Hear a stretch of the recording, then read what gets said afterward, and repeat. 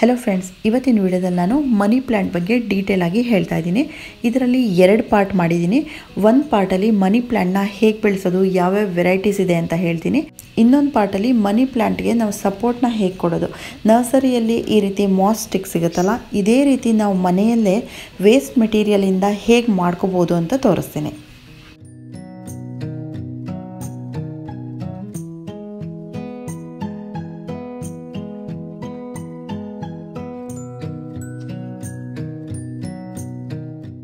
Money plant ಗಿಡನ ಬೆಳೆದೇ ಇರೋ ಮನೆಯೇ ಇಲ್ಲ ಅಂತ ಹೇಳ್ಬೋದು. ಒಂದು ಚಿಕ್ಕ ಬಾಟಲಲ್ಲಾದರೂ ನೀರಲ್ಲಾದರೂ ಹಾಕಿಟ್ಕೊಂಡಿರ್ತಾರೆ. ಮನಿ ಪ್ಲಾಂಟ್ ಅನ್ನೋದು ನಿಜವಾದ ಹೆಸರಲ್ಲ, ನಿಜವಾದ ಹೆಸರು ಪೋಥೋಸ್ ಅಂತ.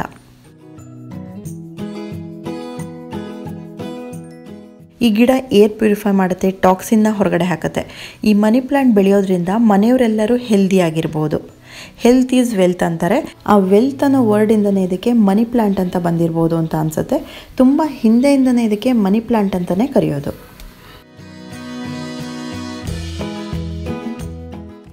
ಮನಿ ಪ್ಲಾಂಟಲ್ಲಿ ತುಂಬ ವೆರೈಟೀಸ್ ಇದೆ. ಅದರಲ್ಲಿ ತುಂಬ ಕಾಮನ್ ಆಗಿರೋದು, ತುಂಬ ವರ್ಷಗಳಿಂದ ಇರೋದು ಅಂದರೆ ಈ ಗ್ರೀನ್ ಪೋಥೋಸ್.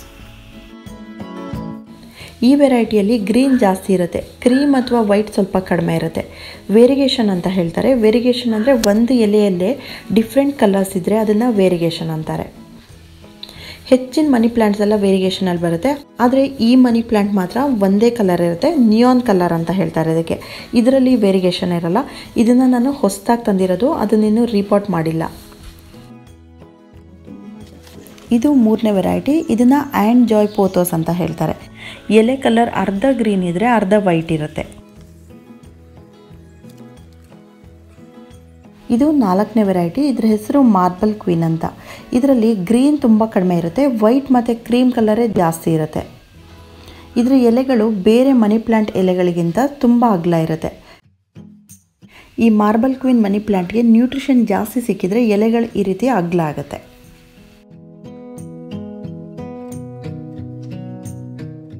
ಬೇರೆ ವೆರೈಟಿ ಮನಿ ಪ್ಲಾಂಟ್ಗಳಲ್ಲೂ ಕೆಲವು ಎಲೆಗಳು ಅಗಲ ಇರುತ್ತೆ, ತುಂಬ ನೆರಳಲ್ಲಿರೋಂಥ ಎಲೆಗಳು, ನ್ಯೂಟ್ರಿಷನ್ ಸ್ವಲ್ಪ ಜಾಸ್ತಿ ಸಿಕ್ಕಿರೋಂಥ ಎಲೆಗಳು ಸ್ವಲ್ಪ ಅಗಲನೇ ಇರುತ್ತೆ. ಹಿಂದೆ ಇರೋಂಥ ಎಲೆಗಳು ನೋಡಿ ಸ್ವಲ್ಪ ಅಗಲ ಇದೆ. ಇವಿಷ್ಟು ಮನಿ ಪ್ಲಾಂಟ್ ವೆರೈಟಿಗಳಲ್ಲಿ ನೀವು ಯಾವ ಮನಿ ಪ್ಲಾಂಟ್ ಬೆಳೆದ್ರೂ ಅದರದ್ದು ಕೇರ್ ಮಾಡೋದಾಗಲಿ ಮೇಂಟೈನ್ ಮಾಡೋದು ಒಂದೇ ರೀತಿ ಇರುತ್ತೆ. ಎಲೆಗಳಲ್ಲಿ ಮಾತ್ರ ಸ್ವಲ್ಪ ಡಿಫ್ರೆನ್ಸ್ ಇರುತ್ತೆ. ವೇರಿಗೇಷನ್ ಸ್ವಲ್ಪ ಹೆಚ್ಚು ಅಥವಾ ಕಡಿಮೆ ಇರುತ್ತೆ, ಬೇರೆ ಎಲ್ಲ ಒಂದೇ ರೀತಿ ಇರುತ್ತೆ. ಈ ಮನಿ ಪ್ಲಾಂಟ್ ಗಿಡಗಳನ್ನ ನೀವು ಎಲ್ಲಿ ಬೇಕಾದರೂ ಬೆಳಿಬೋದು. ಹ್ಯಾಂಗಿಂಗ್ ಬ್ಯಾಸ್ಕೆಟಲ್ಲಿ ಹಾಕ್ಬೋದು, ಅಥವಾ ನೆಲದ ಮೇಲೆ ಪಾಟಲ್ಲಿ ಇಟ್ಬಿಟ್ಟು ಅದ್ರಲ್ಲಿ ಕೂಡ ಬೆಳೆಸ್ಬೋದು. ಬಾತ್ರೂಮಲ್ಲಿ ಇಡ್ಬೋದು, ಇಂಡೋರಲ್ಲಿ ಇಡ್ಬೋದು, ನೀರಲ್ಲಿ ಬೆಳೆಸ್ಬೋದು, ಯಾವ ರೀತಿ ಬೇಕಾದರೂ ಬೆಳೆಸ್ಬೋದು. ಡೈರೆಕ್ಟ್ ಸನ್ಲೈಟ್ ಇದ್ರೂ ಬರುತ್ತೆ. ಮನೆ ಒಳಗಡೆ ತುಂಬ ಕಡಿಮೆ ಬೆಳಕಲ್ಲಿ ಕೂಡ ಚೆನ್ನಾಗಿ ಬೆಳೆಯುತ್ತೆ. ಮನೆ ಹೊರಗಡೆ ಡೈರೆಕ್ಟಾಗಿ ಬಿಸಿಲು ಬೀಳೋ ಜಾಗದಲ್ಲಿ ಇಟ್ಟರೆ ಎಲೆಗಳೆಲ್ಲ ಈ ರೀತಿ ಬ್ರೌನ್ ಆಗುತ್ತೆ.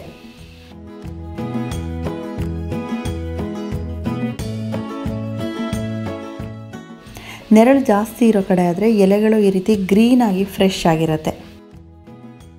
ಮನೆ ಒಳಗಡೆ ಮನಿ ಪ್ಲಾಂಟ್ಗಳನ್ನ ಬೆಳೆಸಿರೋರು ವಾರದಲ್ಲಿ ಒಂದಿನಾದರೂ ಹೊರಗಡೆ ಸನ್ಲೈಟಲ್ಲಿ ಇಟ್ಬಿಟ್ಟು ಆಮೇಲೆ ಪುನಃ ಒಳಗಡೆಗೆ ತೆಗೆದಿಡಬೇಕು. ಇದರಿಂದ ಗಿಡಕ್ಕೆ ಫ್ರೆಶ್ ಏರ್ ಸಿಕ್ಕಿದಂಗೆ ಆಗುತ್ತೆ.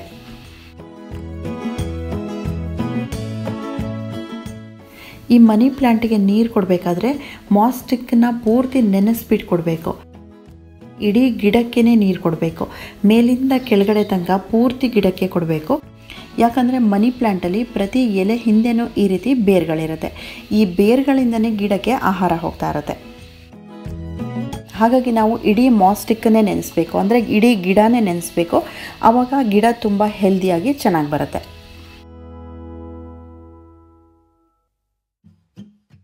ತುಂಬ ನೆರಳಲ್ಲಿ ಇಟ್ಟಿರೋ ಗಿಡಕ್ಕೆ ವಾರದಲ್ಲಿ 2 ಸಲ ನೀರು ಕೊಟ್ಟರೆ ಸಾಕಾಗುತ್ತೆ.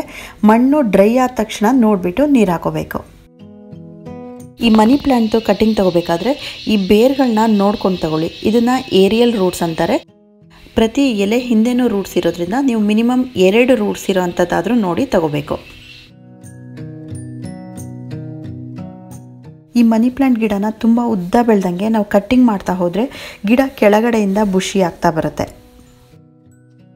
ಕಟ್ಟಿಂಗ್ ಮಾಡದೆ ಹೋದರೆ ಬಳ್ಳಿ ಉದ್ದ ಬೆಳೀತಾ ಹೋಗುತ್ತೆ. ಮೇಲ್ಗಡೆ ಮತ್ತು ಕೆಳಗಡೆ ಮಾತ್ರ ಎಲೆಗಳಿರುತ್ತೆ, ಮಧ್ಯದಲ್ಲಿ ಬಳ್ಳಿ ಪೂರ್ತಿ ಖಾಲಿ ಇರುತ್ತೆ. ಆವಾಗ ನೋಡೋಕ್ಕೆ ಚೆನ್ನಾಗಿ ಕಾಣಿಸಲ್ಲ. ಈ ಖಾಲಿ ಇರೋಂಥ ಬಳ್ಳಿನ ನಾವು ಕಟ್ ಮಾಡಿಬಿಟ್ಟು ಗಿಡನ ಬುಷಿಯಾಗಿ ಕಾಣೋ ಥರ ಮಾಡ್ಕೋಬೇಕು. ಕಟ್ಟಿಂಗ್ ಮಾಡಿದಾಗ ಬಳ್ಳಿ ಸೈಡಿಂದ ಬೆಳೀತಾ ಹೋಗುತ್ತೆ, ಪಾಟ್ ತುಂಬ ಕಾಣಿಸುತ್ತೆ. ಹ್ಯಾಂಗಿಂಗ್ ಪಾಟಲ್ಲಿ ಹಾಕೋರು ಈ ರೀತಿ ಮಾಡಿಕೊಂಡ್ರೆ ತುಂಬ ಚೆನ್ನಾಗಿ ಕಾಣಿಸುತ್ತೆ.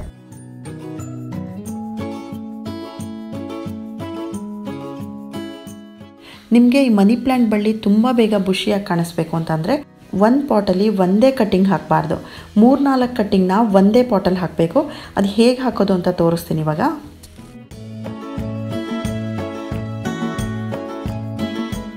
ಒಂದು ಉದ್ದ ಕಟ್ಟಿಂಗಲ್ಲಿ 4-5 ಕಟ್ಟಿಂಗ್ಗಳನ್ನ ಮಾಡ್ಕೊಳ್ತೀನಿ. ಅದರಲ್ಲಿ ಒಂದು ಕಟ್ಟಿಂಗಲ್ಲಿ ಒಂದು ಬೇರು ಮತ್ತು ಒಂದು ಎಲೆ ಇರಬೇಕು.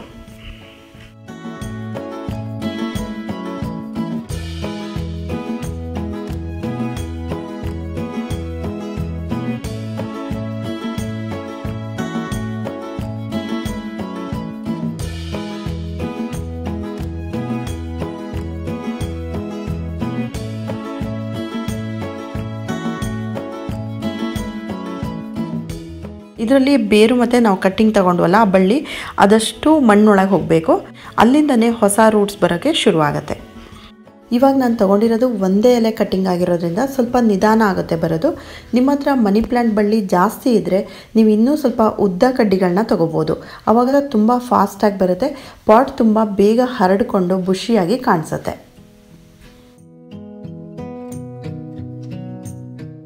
ಈ ಗಿಡದಲ್ಲಿ ಎಲೆಗಳು ಈ ರೀತಿ ಎಲ್ಲೋ ಆಗ್ತಾ ಇರುತ್ತೆ. ಇದು ಯಾವುದೇ ರೋಗ ಅಲ್ಲ, ಮನಿ ಪ್ಲ್ಯಾಂಟ್ ಬಳ್ಳಿಗಳಲ್ಲಿ ಇದು ತುಂಬ ಕಾಮನ್ನು. ಎಲ್ಲೋ ಆಗಿರೋ ಎಲೆಗಳೇನಾದರೂ ನಿಮಗೆ ಕಂಡ್ರೆ ಅದನ್ನ ಈ ರೀತಿ ಕಟ್ ಮಾಡಿಬಿಟ್ಟು ತೆಗೆದ್ಬಿಡಬೇಕು.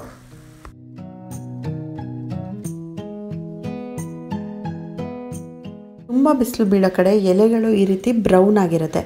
ಇಂಥ ಎಲೆಗಳನ್ನು ಕಟ್ ಮಾಡಿಬಿಟ್ಟು ತೆಗೆದ್ಬಿಡಬೇಕು. ಮಳೆಗಾಲದಲ್ಲಿ ಮನಿ ಪ್ಲ್ಯಾಂಟ್ಗೆ ತುಂಬ ಪ್ರಾಬ್ಲಮ್ ಕೊಡೋದು ಈ ಸ್ನೇಲಿಂದ. ಎಲೆಗಳೆಲ್ಲ ಕಟ್ಟಾಗಿರೋದು ನಿಮಗೆ ಕಾಣಿಸ್ತಿರ್ಬೋದಲ್ವ, ಇದೆಲ್ಲ ಸ್ನೇಲ್ ತಿಂದಮೇಲೆ ಆಗಿರೋದು. ಆದರೆ ತುಂಬ ಎಲೆಗಳಲ್ಲಾಗಿದೆ. 1-2 ಎಲೆಗಳಾದರೆ ಕಟ್ ಮಾಡಿಬಿಟ್ಟು ತೆಗೆದ್ಬಿಡ್ಬೋದು. ಇದಕ್ಕೆ ನಾವು ಸ್ಪ್ರೇ ಕೂಡ ಮಾಡಿಸ್ತೀವಿ, ಯಾವ ಸ್ಪ್ರೇಗೂ ಇದು ಕಡಿಮೆ ಆಗಲ್ಲ. ಈ ಸ್ನೇಲ್ಗಳು ಒಂದ್ಸಲ ಮೊಟ್ಟೆ ಇಟ್ಟರೆ ತುಂಬ ಮೊಟ್ಟೆಗಳನ್ನ ಇಡುತ್ತೆ, ಅದರಿಂದ ಮರಿಗಳು ಇನ್ನೂ ಜಾಸ್ತಿ ಆಗುತ್ತೆ. ಮಳೆಗಾಲ ಮುಗಿಯೋ ತನಕ ನಮಗೆ ಈ ಪ್ರಾಬ್ಲಮ್ ಇದ್ದೇ ಇರುತ್ತೆ. ಮಳೆಗಾಲ ಮುಗಿದ ಮೇಲೆ ಆ ಸ್ನೇಲ್ಗಳೆಲ್ಲ ಕಡಿಮೆ ಆಗುತ್ತೆ, ಆಮೇಲೆ ಗಿಡ ಚೆನ್ನಾಗಿ ಬರುತ್ತೆ. ಇವಾಗ ನೀವು ನೋಡ್ತಾ ಇರೋದು ಐಡನ್ಸೋನಿ ಮಾನ್ಸ್ಟೆರಾ ಅಂತ. ಇದರ ಎಲೆಗಳ ಡಿಸೈನ್ ನೋಡಿ ಮಧ್ಯದಲ್ಲಿ ಕಟ್ ಮಾಡ್ದಂಗೆ ಇರುತ್ತೆ.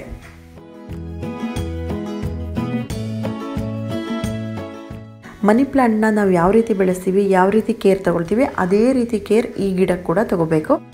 ಆದರೆ ಒಂದು ಸಣ್ಣ ಕಟ್ಟಿಂಗ್ ಇದ್ದರೆ ಸಾಕು, ಮನಿ ಪ್ಲ್ಯಾಂಟ್ಗಿಂತನೂ ತುಂಬ ಫಾಸ್ಟಾಗಿ ಬೆಳೆಯುತ್ತೆ.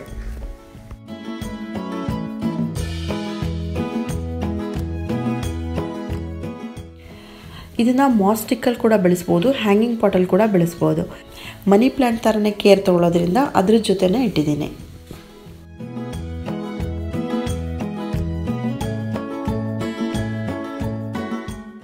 ಇದು ಮಾನ್ಸ್ಟೆರಾದ ಇನ್ನೊಂದು ವೆರೈಟಿ. ತುಂಬ ಮಳೆ ಬೀಳುವಂಥ ಪ್ಲೇಸ್ಗಳಲ್ಲಿ ಕಾಡಲ್ಲಿ ಮರಕ್ಕೆ ಹಬ್ಕೊಂಡು ಬೆಳೆದಿರುತ್ತೆ.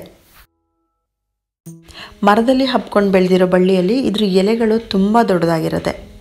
ನಾನು ಇದನ್ನು ಪಾಟಲ್ಲಿ ಹಾಕಿರೋದ್ರಿಂದ ಎಲೆಗಳ ಸೈಜು ಸ್ವಲ್ಪ ಚಿಕ್ಕದಾಗಿದೆ.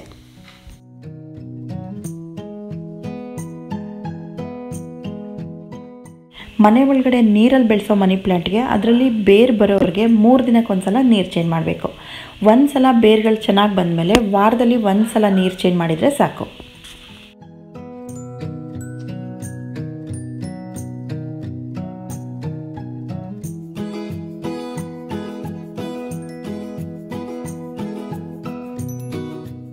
ಈ ಮನಿ ಪ್ಲ್ಯಾಂಟ್ ಗಿಡಗಳನ್ನ ಮನೆ ಒಳಗಡೆ ಇಟ್ಟರು ಎಲೆಗಳ ಮೇಲೆಲ್ಲ ಧೂಳು ಬಂದು ಕೂತ್ಕೊಳ್ತಾ ಇರುತ್ತೆ. ಆ ಧೂಳು ಕೂತ್ಕೊಂಡಾಗ ಎಲೆಗಳು ತುಂಬ ಡಲ್ಲಾಗಿ ಕಾಣಿಸ್ತಾ ಇರುತ್ತೆ. ವಾರದಲ್ಲಿ 1 ದಿನ ವೇಸ್ಟ್ ಬಟ್ಟೆಯಿಂದ ಈ ರೀತಿ ಕ್ಲೀನ್ ಮಾಡ್ತಾ ಇದ್ರೆ ಎಲೆಗಳೆಲ್ಲ ತುಂಬ ಬ್ರೈಟಾಗಿ ಕಾಣಿಸುತ್ತೆ, ಶೈನಿಂಗಾಗಿ ಕಾಣಿಸುತ್ತೆ.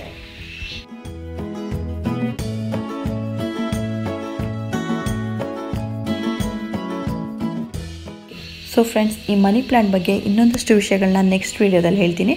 ಅಲ್ಲಿವರೆಗೆ bye bye. Thank you for watching.